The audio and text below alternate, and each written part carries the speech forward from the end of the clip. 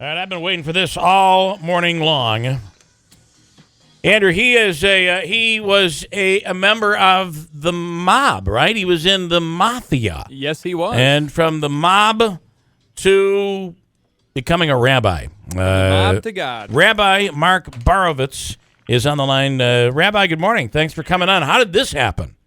Well, first of all, I want to just, because I believe in truth and transparency, I hung out with the mafia in Cleveland, Ohio, and a little bit out here in California. Yeah.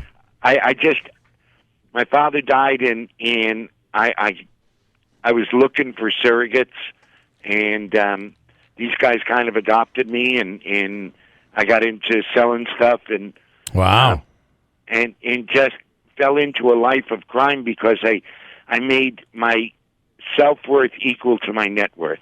I thought if I had money, I had everything. Yeah. Did you, by the way, he has a book out. It's called Finding Recovery in Yourself in Torah, A Daily Spiritual Path to Wholeness is the book. Did you ever have to kill anybody? Did you ever get that far in? Nope. Right. Nope. You worry about being killed? Well, in those years, sure. Yeah, yeah. I mean, but you bought, sold, you probably had to sell some drugs. Do you get into that? No, I didn't really sell drugs. I was all merchandise.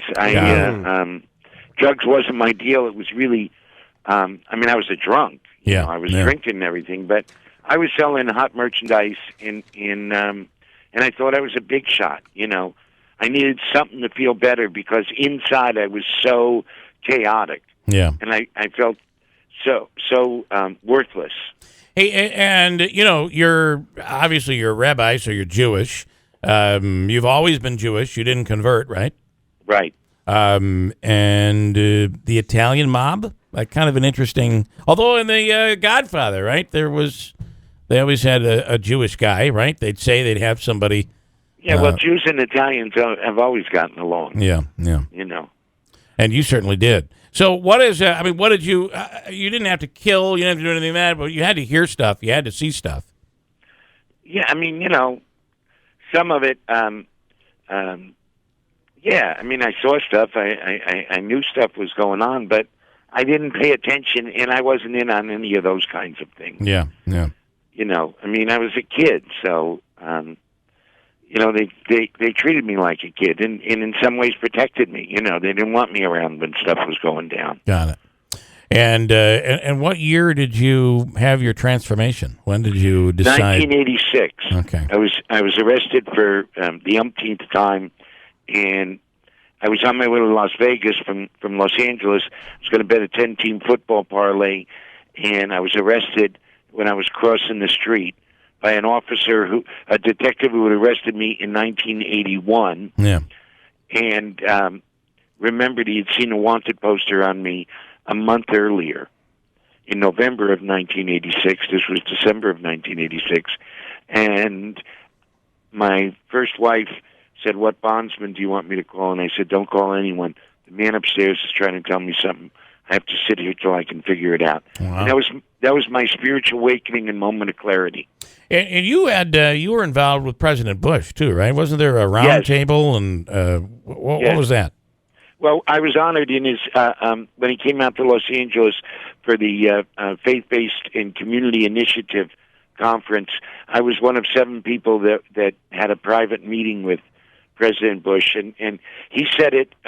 He really told my story. He said, "I'm an old drunk. I found God, and I don't have to drink anymore." And that's really my story. I found God. I found spirit. I found wholeness. I found a path of living.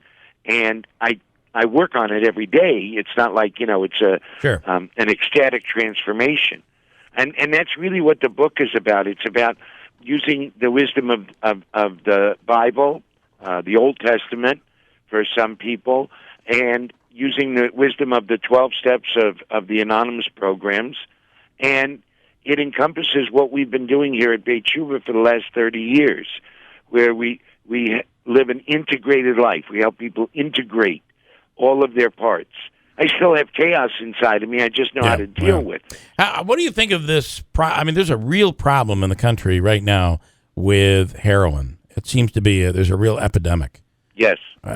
What do you suggest? And I'm not suggesting to the addict, but what do you say to the families?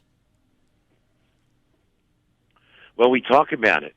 I mean, we give the families different ways to help get the addicted person into treatment. Yeah. And if they won't, we help the families learn how to deal with the pain and the angst of what it means to have an addict in the family. Yeah. I mean, I know that because my daughter, thank God, is in recovery, and I know it from a family place, and I also know what I did to my family, and that's the real thing here is that addicts and not even non-addicts, people feel so hopeless and powerless that they think what they do doesn't matter, and it's so untrue, because everything that we do impacts somebody, and we forget that. And I always thought it was poor me, and I was a victim, and really I was a victimizer also. The book is called Finding Recovery and Yourself in Torah Daily, Spiritual Path to Wholeness. Rabbi Mark Borowitz, thanks for coming on this morning. I appreciate it. Thank you guys so much. God bless you. Congratulations. Yeah, awesome. Thank you. Bye now. All right. I thought he killed somebody. He didn't kill anybody. 8:58. Hold tight. Got a break. WIBX.